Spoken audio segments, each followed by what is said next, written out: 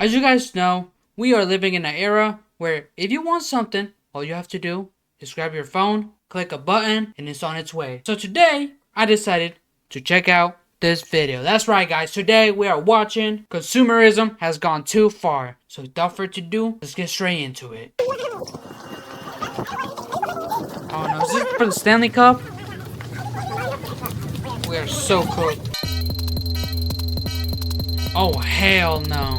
So right about now, you might be asking, no. 40, where are these people running off to? Where are they going in such The Stanley Cup. Because the way they're running in these flocks, it must be some sort of emergency or a life or death situation. If that was your initial guess, sorry to disappoint you, but you're not even close. The real reason these people were running like some titans off of AOT is because of everyday items. I knew these it. Big brands will drop these items that, if we look at from a practical use standpoint, are just regular everyday items, and then they'll glamorize these items by labeling them rare drop, limited edition, exclusive, collectible. Whole time is just a cup with a different design. And I know what you might be thinking, everybody clap it up for 40, he just learned what marketing is. I can appreciate the power and the influence that a good marketing campaign has. Yeah. But the way like, I can appreciate if you got me thinking about the ad. You know, if you're inserting it in such a way that it works, I don't mind it. But it's like, who was the people putting so much value into items that are limited edition? Like, sure, they're limited edition, but why are they valued so much? Why do every white middle-aged woman want them so bad? some of these people act for items that they don't even necessarily need leads me to believe that the only viable answer is that they got a couple things wrong up here. Because what do you mean to tell me people are doing all of this over a bear-shaped Starbucks cup? What? You're watching that was people over in New Jersey elbowing cup? each other, trying to get their hands on Starbucks' newest holiday product. This is their new... See what I say? Do I lie? Do I lie? It was middle-aged women. They be doing this, bro. What's up with this cup? If I saw this, I would drink out of it and throw it away. I don't see the value in this. I don't. Glass barista cup. And you know, if this was teenage or preteen girls arguing over these cups, I would somewhat understand. But no, these are grown adults. Fully mature, supposedly fully cognitively developed adults. Risking life and limb for some plastic cups. Oh my god. Over plastic cups is crazy. That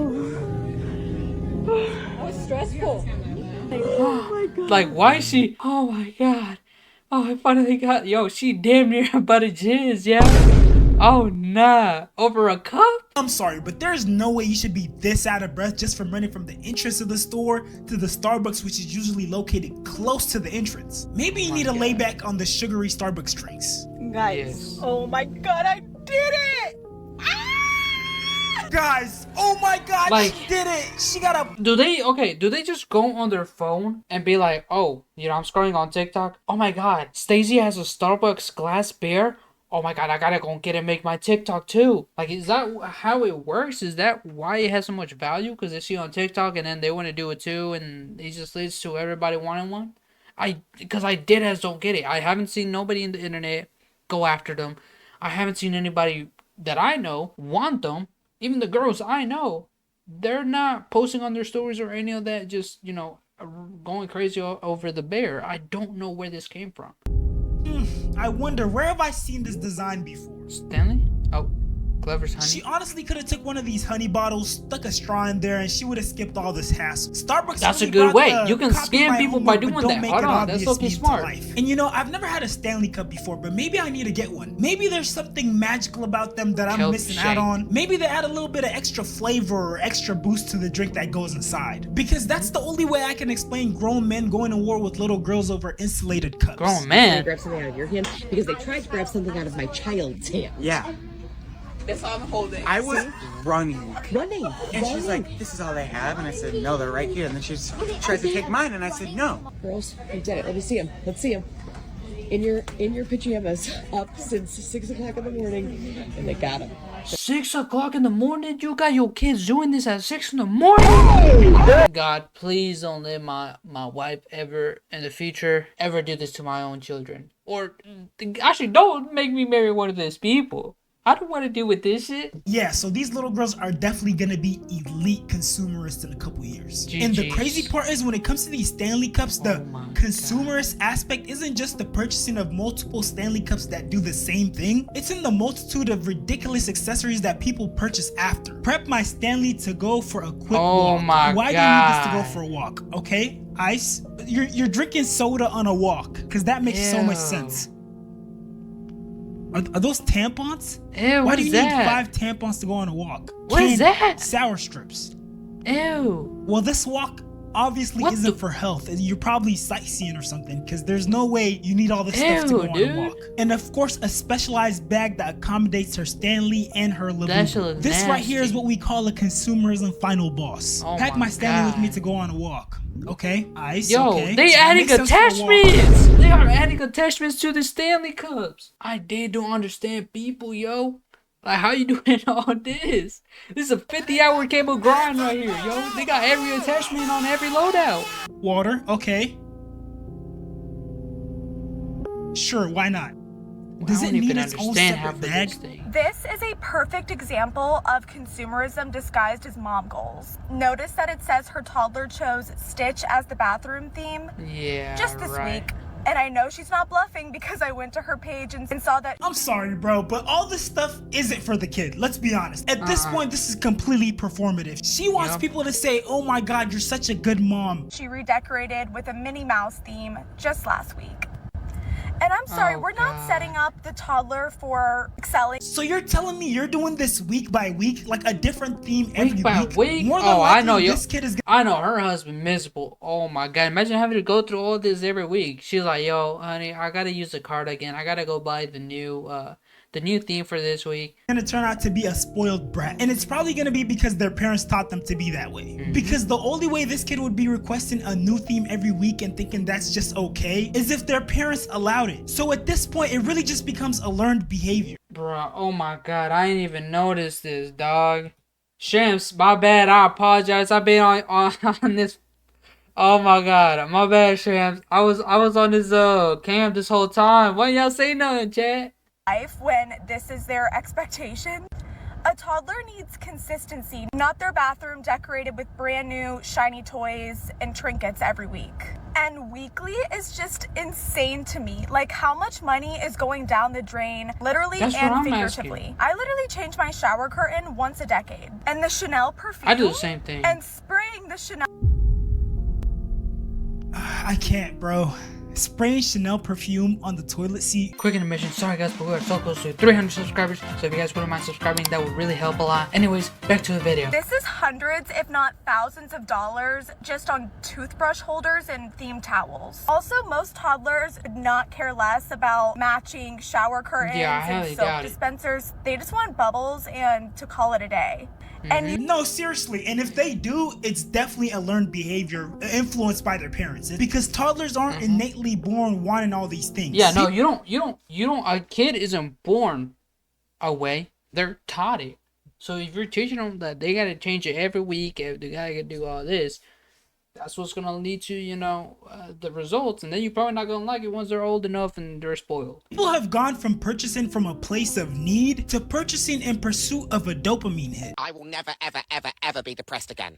I will never be depressed again. I'm always gonna be slay, and I'm always gonna be sexy. I will never be sad and miserable ever again. It's literally become like an addiction. I believe the term is retail therapy. People shopping to cheer themselves up, feel a hit of dopamine, to feel happy. And it's honestly become too evident that these manufacturers and companies are well aware of this, because that's the only way they would have the audacity to charge these type of prices for a plastic bear shell. Honestly, I don't even know why I'm surprised when we had stuff in the past like the Supreme brick, which was a brick with the word Supreme engraved on it. That was worth for hundreds to thousands of dollars. And oh yeah, let's not forget the we did have that trash bag, or the bear bricks, or the Labubus. And you might be thinking, who would actually buy these items?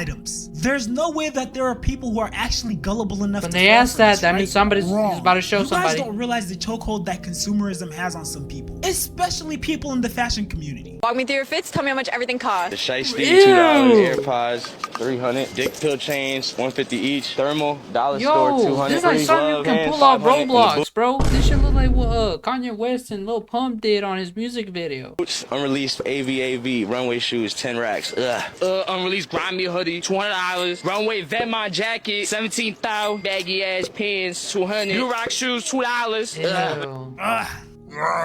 I just know the founders of these big brands sit back in their mansions and just look at this and be like, look at these gullible losers, these chumps that fell for our marketing. They think this is fashion. Look at these losers, this chuds. $10,000 to look like a Roblox character from What the knees happened? down. And the worst part is, in his head, he thinks he's the freshest thing walking the street. No type of self-awareness whatsoever. And the sad part is some of these big companies are almost forcing consumerism on their customers. If you've switched Almost iPhones forcing? 2 to 3 times in the last decade, then you know how often Apple switches its cable types. We went from having a circular port for headphones to not having a separate headphone port and being forced to use the charging port for headphones as well. Apple then introduced a whole Mine don't new even product, come with the it. AirPods, and we went from having the lightning port to having the USB-C. MacBooks went from using MagSafe to the MagSafe 2. Now they also use USB-C. So you literally can't. To be fair, the whole USB-C, I'm pretty sure that became like a universal thing where mostly every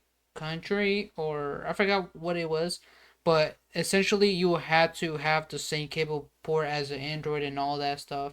I don't know where it came from. I just know it happened sometime back in, I think, 2023. Keep the same Apple product for more than like a year or two before they switch it up on you. And if I'm you go to the keeping my Apple shit store till trying to get an authentic it breaks, old-gen right? charger, they won't even offer it anymore. You either have to order it online or get an off-brand charger that might mess up your iPhone. And not to mention how certain Apple products will start slowing down or acting up once a new product came out. So you literally have to keep consuming and stay up to date with the products to be able to use a brand that already costs thousands of dollars. Scummy, And because of the way these Apple products are marketed and created, in a way where you get certain features with some products and you don't get them with others, so you feel like you have to buy every product along with the aesthetic and trend that's developed. So the thing about me, I have an Android and I have an iPhone. I bought the iPhone for work and I literally only use it for content. I did as don't use it outside of just to make content or to doom scroll or to check what I got it, all my video ideas or anything.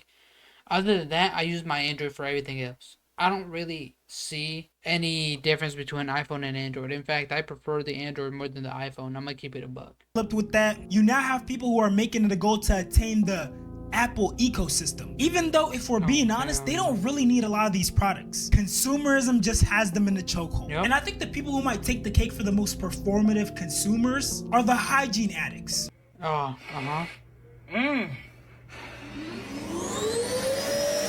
The people that feel like they have to purchase every scent of deodorant, every scent of lotion, 20 different shampoos. Seeing too many of that stuff, deadass make me, it makes my head hurt. It makes me dizzy. Just imagining that smell, everything's so overwhelming, destroying my whole neuron brain. Jesus, dude, I could lose more brain cells if I'm in that room than outside of it. They have a 50-step skincare routine. Each product costs about $100 or more, by the way. These are usually the same people who tell you they shower like 3 to 4 times a day. And they look at you weird if you only shower once or twice a day. Now, I already see this coming from a mile away. You guys are probably wondering, 40, it's not your money. Why do you care how they spend their money? Just mind your own damn business. And for the people who have this mindset, I just want to tell you, you're a part of the problem. Because there's a plethora of research showing that high consumers contribute disproportionately to environmental damage by using more resources, producing more waste, and generating more emissions. And it's not just that, they also contribute to normalizing overconsumption. Because now every little girl... See, that's for everybody. See, this is what I mean. I'm a simple guy. I don't need anything.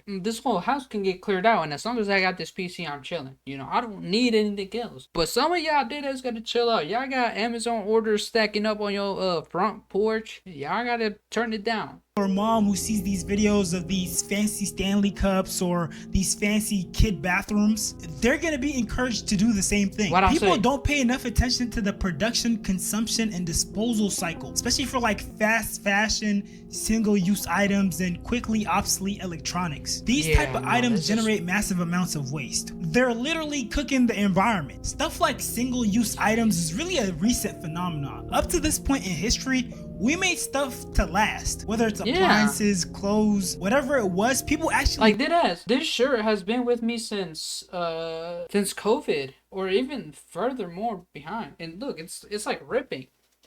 It's like ripping, but it's like I'm still gonna wear it till this shit rips, until I fully like dissolves. I don't see why I should be buying clothing every single week. I don't see why I should be, buying all this other stuff when I only buy stuff I know I'm gonna use repeatedly. manufactured things to last. For example, when you look at designer brands and you look at their original creations compared to their creations of today, you can clearly see the disparity in quality. Brands used to use real leather that would last for decades. Now a lot of these products are much cheaper material that allow for mass production and have nowhere near the same quality. Another example is cashmere. Cashmere has always been coveted for its warmth and softness, and it's a material where if you take care of it, it'll last for generations. But now you buy a product that's labeled cashmere and it's probably mixed with something else. But all that aside, I'm not trying to control what you spend your hard-earned money on. I really just want to encourage you to be more mindful, because there are a lot of forces that want you to be another cog in this capitalistic society, to be a mindless consumer. And your good old buddy 40 here doesn't want you to be like that. But no, seriously though, there are many people who argue that consumerism is the perfection of slavery. What this really is the perfection of slavery. What does this phrase mean? The perfection of slavery. Yeah, you become a slave of the money, but what? Why is this perfect? Yes, okay? You understand? If you're a slave, you rebel,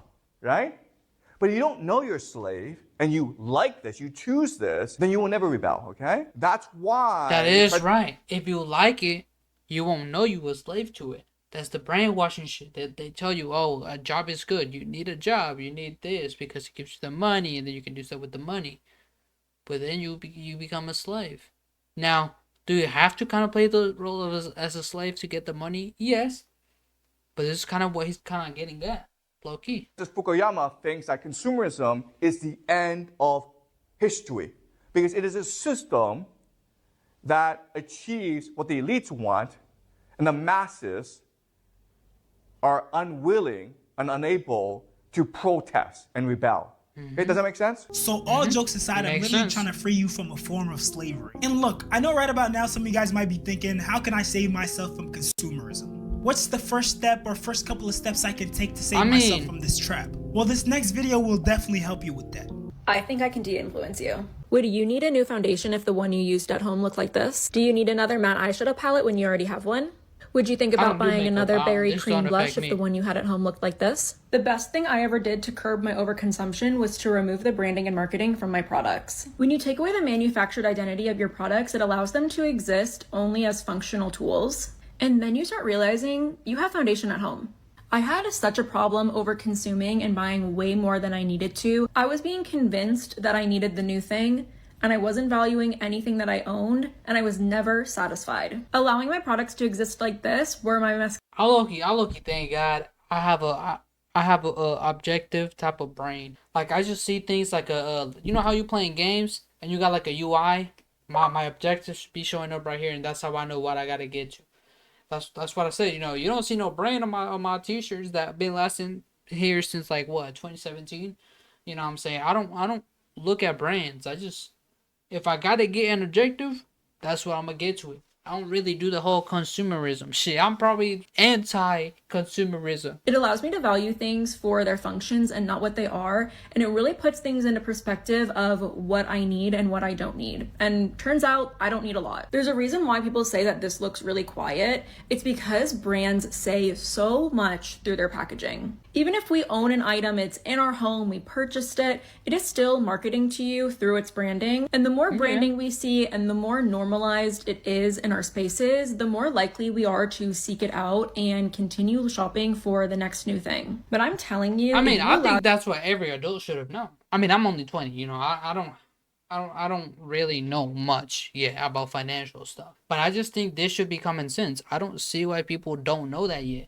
And I swear, it's like the older I get, the more I realize adults aren't as different as teenagers. They're dead as the same, just in different ages. I don't know, man. I used to think adult people were responsible and mature. Now that I'm an adult, I don't see much of those. Anyways, that is the end of the video. You guys let me know what you guys thought about this or anything you guys want to let me know down in the comments below. And if you guys haven't yet, make sure you guys drop a like and subscribe so you can end up like one of these guys over here. And without further ado, that is the end of the video. So I'm gonna see you guys in the next one. Goodbye.